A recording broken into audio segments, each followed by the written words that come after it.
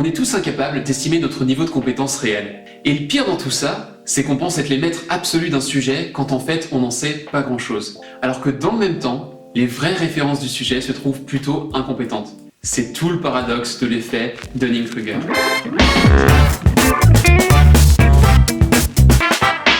La découverte de ce biais cognitif est assez récente, et elle doit beaucoup à MacArthur Wheeler, qui était pourtant tout sauf un génie. Le brave homme avait décidé de braquer 2 banques à Pittsburgh. Mais surtout, il avait eu la meilleure idée de tous les temps, attaquer ces banques en plein jour et sans masque. Je suis un génie du mal. Pourquoi ? Ah bah tout simplement parce qu'il s'était badigeonné le visage de jus de citron. Et puisque ça a le pouvoir de rendre l'encre invisible, il était parfaitement logique que ça en fasse tout autant pour sa peau. Sauf que, et je dis ça pour les apprentis braqueurs qui pourraient m'écouter, scoop, ça marche pas du tout. Oh non, je suis dans la merde du coup. MacArthur a été arrêté et la presse a bien rigolé de sa bêtise, ce qui a attiré l'attention de David Dunning et Justin Kruger, 2 psychologues sociaux des universités de New York et de Michigan. Ils ont donc cherché à comprendre si l'ami Wheeler était complètement con, et manque de bol pour nous tous, pas vraiment. Son idée débile révèle en fait un biais de notre cerveau qui finira par porter le nom des 2 chercheurs, l'effet Dunning-Kruger.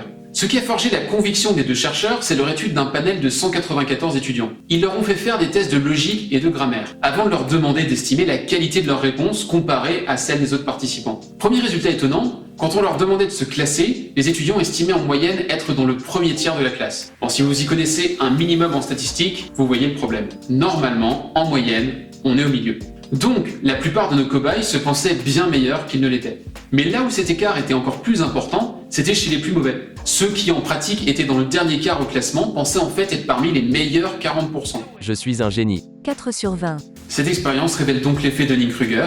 On estime très mal notre compétence et encore plus mal notre incompétence. Peut-être que cette découverte va réhabiliter tous les premiers de la classe qui sortaient d'un terreau au collège en pensant avoir complètement raté avant d'obtenir un 18. Ils n'étaient pas en train de crâner, ils étaient victimes de leur cerveau et de ses biais, peut-être. La découverte de ce biais est assez récente. Les travaux de Dunning et Kruger ont été publiés au début des années 2000. Et pourtant, depuis, on ne s'est pas amélioré collectivement sur le sujet, bien au contraire. Il y a par exemple eu depuis des études qui ont démontré que plus on fournissait de données sur des chevaux à des parieurs hippiques, et plus ils avaient tendance à considérer leurs pronostics comme infaillibles à tort. Mais plutôt que de nous concentrer sur des recherches, on va illustrer ça avec un exemple bien concret. Parce que oui, moi aussi je peux faire dans l'excès de confiance et me prendre pour un chercheur. Dans le monde d'avant, on disait que la France avait 60 millions de sélectionneurs pour son équipe de foot. Et c'est faux, parce que à part moi, personne n'est meilleur que Didier Deschamps. Mais depuis le début de la pandémie de Covid, on a tous fait des études de médecine en accéléré pour arriver à 60 millions d'épidémiologistes. Et pendant que des professeurs ayant passé des décennies à étudier les coronavirus étalent leurs incertitudes sur les plateaux télé, premier effet Dunning-Kruger, quand, étant un réel expert de la question, on sous-estime sa compétence, d'autres se mettent à claironner leur propre savoir acquis en regardant 2 vidéos sur YouTube, deuxième effet Dunning-Kruger, l'excès de confiance alors qu'on sait presque rien d'un sujet. C'est l'Institut Pasteur, c'est sorti il y a quelques jours, qui a créé ces virus. On est d'accord ? Le président de la Tanzanie, il l'a dit, la papaye, elle a le corona. Donc la vaccination, bourrée de nanoparticules. Donc après, on active la 5G. Oui ou non ? Bienvenue dans le nouvel ordre mondial. Sans vouloir digresser vers les ressorts des théories du complot, je voudrais juste m'arrêter ici sur la présence de tous les symptômes de l'effet Dunning-Kruger. Quelques connaissances glanées à droite et à gauche, j'essaie de pas être dans le jugement, donc j'ai pas mis connaissance entre guillemets, constituent un savoir. Ah merde, là j'ai pas pu m'en empêcher. Et tout en confiance dans ce savoir, on retrouve nos néo-médecins devant toutes les caméras pour clamer leur certitude. Oui ou non ? Mais ces braves gens ne sont dans le fond pas plus à blâmer que ne l'était notre braqueur de banque. Ils sont victimes de leur cerveau. Tu m'étonnes, entre les nanoparticules qu'il y a dedans et la 5G, nous sachons. Oui ou non ? Il y a à mon sens 3 applications de l'effet Dunning-Kruger à la vente. La première s'applique à nos clients et est sans doute la plus difficile à mettre en œuvre avec tact. La plupart de nos prospects seront d'une manière ou d'une autre dans l'excès de confiance par rapport à leurs compétences sur notre propre sujet d'expertise. Par exemple, si vous êtes électricien ou expert SEO, un client qui aurait vu 3 tutos sur YouTube va penser qu'il en sait autant que vous, et que donc il peut soit vous passer une commande partielle et faire le reste lui-même, soit commencer à vous attaquer sur votre prix exorbitant, puisque votre prestation, elle est pas bien compliquée, Il pourrait le faire à votre place, s'il avait le temps. Vous pouvez pas contrer l'excès de confiance frontalement. Il va vous falloir déployer vos meilleures histoires pour lui montrer comment des clients comme lui ont pensé, comme lui, être bien plus calés qu'ils l'étaient. Et comment ça a pas très bien fini pour eux. Ensuite, n'oubliez pas qu'on est 2 dans cette danse, et que nous autres vendeurs sommes tout aussi exposés à l'effet de Dunning-Kruger.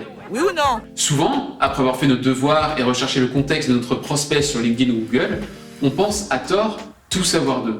et on en oublie de leur poser des questions, ce qui nous fait un peu foirer l'entretien de découverte, un peu étant un euphémisme. La deuxième application a à voir avec notre compétence. À force de baigner tous les jours dans notre sujet, on pense que les choses qu'on sait sont l'évidence même, et que donc tout le monde les connaît. Et on est aussi parfaitement conscient de ce qu'on ignore, ce qui nous pousse à sous-estimer notre propre compétence. Je sais que je ne sais rien. Du coup, on peut se retrouver dans une discussion surréaliste où un prospect, en plein excès de confiance, nous fait la leçon sur notre cœur d'expertise, pendant que nous, on est bridé par un pseudo-syndrome de l'imposteur. Bref, luttez contre votre cerveau et ses biais, utilisez vos connaissances pour conseiller vos clients au mieux, faites-vous confiance et questionnez leurs propres certitudes, quand objectivement, vous avez toutes les raisons de penser qu'ils se trompent. Il y a bien une dernière opportunité pour employer l'effet de Dunning-Kruger à votre avantage, mais elle est du côté obscur de la force, alors je vais pas m'attarder. Faible tu es, jeune padawan. Vous pouvez vendre votre produit, service ou solution en disant qu'il s'adresse aux experts, pas aux clients moyens. Comme votre prospect se surestime, il s'estime comme un expert, donc il pensera que c'est fait tout pile pour lui.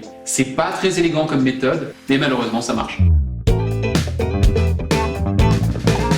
Quand on n'y connaît pas grand-chose, on pense tout savoir. Et quand on connaît presque tout, on a l'impression de rien maîtriser. C'est quand même mal foutu parfois le cerveau. Oui ou non? Mais maintenant, vous saurez comment contrer ce biais de votre matière grise. Et si vous avez des amis, des proches ou des comptables qui pensent tout savoir, alors qu'ils y connaissent pas grand-chose à la vente, n'hésitez pas à leur partager cet épisode. Et inversement, si vous avez le sentiment qu'ils sous-estiment leurs compétences, partagez-leur aussi cet épisode pour leur montrer comment un gars avec la moitié d'une idée, moi, s'estime à tort expert de la question. À bientôt.